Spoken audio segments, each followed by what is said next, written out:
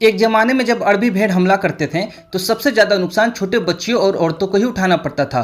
21वीं सदी में जमाना तो बदल गया, अब वैसा हमला तो नहीं होता, मगर सोच अभी भी वही है, बस तरीके नहीं हैं। और ये तरीका बलवड़, बाद और बच्चाबाजी प्रथा के नाम पे आज भी जीवित है। लौकुश के नाम से बसा जो गंधार, जो कभी महाभारत के समय समृद्ध इतिहास का प्रतीक रहा, वो आज महिला और छोटे बच्चों के लिए नरक बन गया है। बलवर और बात के अलावा बच्चाबाजी नाम की भी एक कुप्रथा है, जिसमें 16 साल से कम उम्र के लड़कों का शोषण लड़की बना के किया जाता है। विश्व के सभी देश अपने देश से कुप्रथा जैसे बाल विवाह, छुआछूत, पर्दा प्रथा, सती प्रथा कई साल पहले ही समाप्त कर चुके हैं, मगर अफगानिस्तान आज भी औरतों के प्रति वही सोच रखता है जब गधे की सवारी को शान समझी जाती थी।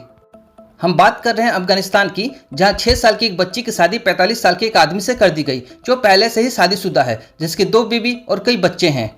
वैसे अफगान आउटलेट एएमयू टीवी में इस शादी की फोटो पब्लिश होने के बाद जब तालिबान शासन में हो रहे महिलाओं के शोषण का पोल खुला तो तालिबान ने इस शादी में हस्तक्षेप तो किया, मगर शादी का विरोध नहीं किया। दूल्हे पे कोई मुकदमा दर्ज नहीं हुई, बस तालिबान ने इतना कहकर मानवता पर एहसान किया कि अभी लड़की सिर्फ 6 साल की है, जब 9 साल की हो जाए तो दूल्हा अपने साथ ले जाए, और फिलहाल लड़की को उसके माँ बाप के घर भेज दिया गया। इस वीडियो में अफगान में होने वाले 3 कुप्रथा के बारे में जानेंगे, जिसके नाम है नामकरण प्रथा, बलवर और बाद। इसके अलावा एक और प्रथा है बच्चाबाजी, जो किसी विवाह से नहीं बल्कि लड़कों के शोषण से जुड़ा हुआ है। पहले बात करें अगर नामकरण प्रथा की, तो बच्चे का नामकरण तो वैसे हर धर्म में होता है, मगर अफगान में नामकरण के नाम पे कुछ अलग होता है। अफगान में लड़कियों की नामकरण प्रथा के नाम पे किसी भी रिश्तेदार से मंगनी करा दी जाती है। वहाँ लड़कियों को परिवार की संपत्ति के तौर पे देखा जाता है, और ऐसा करने का सबसे बड़ा कारण है वहाँ की गरीबी। इसके अलावा लोग अपने छोटे बच्चों को अपहरण, जबरन विवाह, बलात्कार जैसे कृत्यों से बचाने के लिए लोग अपनी छोटी छोटी बच्चियों का शादी बालपन में ही करने को मजबूर हैं।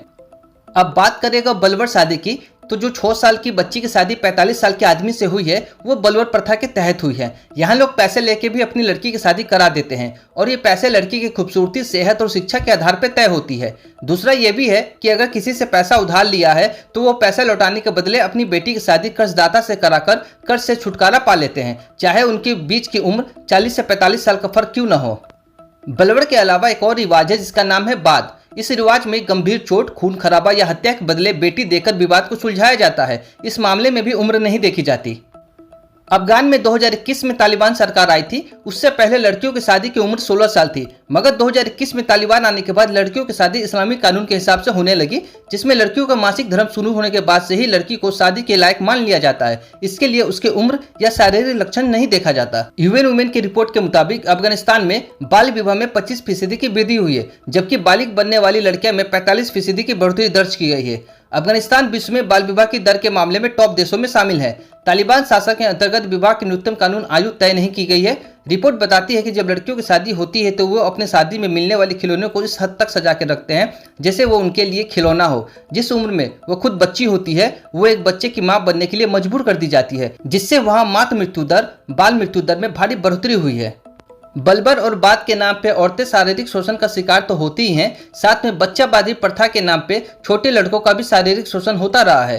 पद्मावत फिल्म में जो मलिक कपूर का रोल दिखाया गया था, वो केवल एक रोल नहीं बल्कि अरबी भेड़ों की शान शौक का बीता उदाहरण है, जो आज भी उनके सोच पे बच्चाबाजी कुप्रथा के नाम पे हावी है। बच्चाबाजी कुप्रथा की शुरुआत होती है 19वीं सदी में अफगानिस्तान में फैले हैजा से। तब वहां के चरमपंथियों ने कहना शुरू किया था कि औरतों के नाच गाने की वजह से ही ऊपर वाले का कहर बीमारी बन के आया है। फिर क्या, औरतों के सार्वजनिक डांस पे पाबंदी लग गई। तभी मन बहलाव के लिए अफगानी पुरुषों ने एक नया तरीका निकाला और वे छोटे उम्र के लड़कों को अपने मनोरंजन का जरिया बनाना शुरू किया। ऐसे लड़कों की उम्र 16 साल से कम होती थी जिनकी दाढ़ी मूंछ न हुई हो। ऐसे बच्चे को डांस सिखाया जाने लगा, साथ ही उन्हें सजने संवरने की ट्रेनिंग मिलने लगी। वे किसी महिला के जैसे सस्ते संवरते, बाल रखते, मनोरंजन करते और तालिबान लड़ाकों के शोषण का शिकार बनते।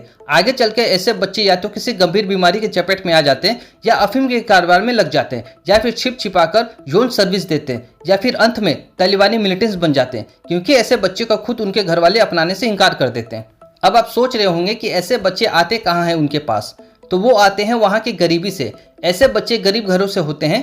तालिबान सैनिक के अफसर बढ़िया खाने और पढ़ाई का वादा करके उन्हें उसके पेरेंट्स से खरीद लेते हैं और इस काम में डाल देते हैं। पेरेंट्स अगर उसके लिए राजी भी न हो तो उन्हें डरा धमका कर भी ऐसा किया जाता है या फिर बच्चे को अगवा भी कर लिया जाता है। अगर एक बार तालिबानी मिलिटेंट्स टारगेट कर ले किसी परिवार के लड़के पे तो उसे बचाने का कोई रास्ता नहीं बचता, जिस वजह से मजबूरी के तहत वो तालिबान से अपने बच्चों को बेच देते हैं। पर एक समय ऐसा भी था जब तालिबान को लगा कि ये गलत है और फिर तालिबान ने इसे होमोसेक्सुअल मानते हुए इस पर पाबंदी लगा दी थी। लेकिन इसके आगे चलकर मिलिटेंट्स खुद इससे जुड़ते चले गए। ये मिलिटेंट्स ताकतवर और मुजाहिदीन थे जो अफगान सरकार में बड़ा रुतबा रखते थे। चूंकि महिलाओं को घर में रखने का चलन था और होमोसेक्सुअल बैन थी, लिहाजा मनोरंजन के नाम पे छोटे लड़के शिकार बनते चले गए। अफगानिस्तान में खुद अमेरिकी छावनी होने के बावजूद वहां अमेरिकी अफगानी अफगान के किसी भी आंतरिक मुद्दे में दखल देने से बचते हैं। ठीक वैसे ही जैसे आपने केसरी फिल्म के शुरुआती सीन में देखा होगा, जब एक महिला को मौलाना के कहने पर बाकी अफगानी पत्थर मारते हैं और ब्रिटिश हुकूमत इसमें दखल देने से बचती है। 2021 में तालिबान आने के बाद से ही लगातार वहां इकोनॉमिक खराब हुई। महिलाओं का काम करना, पढ़ना, पार्क जाना, अकेले जाना, चेहरा दिखाना, यहाँ तक कि तेज आवाज में इबादत करना भी इन सब में मनाही हो गया। सीधे शब्दों में कहें तो अफगान में औरतों का बस एक ही काम है, वो है बच्चा पैदा करना और वहाँ के मर्दों का मनोरंजन का शिकार होना। अपराध, बलात्कार और बाल यौन शोषण को देखते हुए इंटरनेशनल क्रिमिनल कोर्ट ने तालिबान सुप्रीम लीडर हिबतुल्लाह को और चीफ जस्टिस अब्दुल हकीम हक्कानी के खिलाफ महिलाओं और बच्चियों के खिलाफ मानवता के अपराध में गिरफ्तार करने का वारंट भी जारी किया। इन दोनों पर अफगान महिलाओं, लड़कियों और तालिबान की कठोर जेंडर नीतियों का विरोध करने वालों पर अत्याचार करने का आरोप है। ये वारंट मानवता के खिलाफ अपराधों के तहत जारी किए गए हैं। कोर्ट का कहना है कि इनके खिलाफ क्राइम्स अगेंस्ट ह्यूमैनिटी के पर्याप्त आधार हैं, तो वहीं तालिबान ने इसे इस्लाम का अपमान बताया है।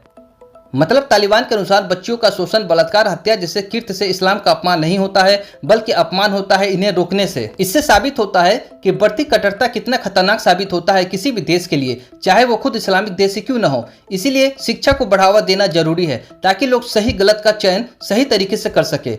अशिक्षितता कट्टरता लाती है, कट्टरता बेरोजगारी लाती है और बेरोजगारी कट्टरता मिलके दोनों ही आतंकवाद को जन्म देती है। इसीलिए सही शिक्षा जरूरी है। आखिर में बस इतना ही कहेंगे कि मानवता के नाम पे फिलिस्तीन को सपोर्ट करने वाले एक बार यहाँ भी ध्यान जरूर देना। आज के वीडियो के लिए इतना ही, मिलेंगे अगले वीडियो में, तब तक के लिए जय हिंद।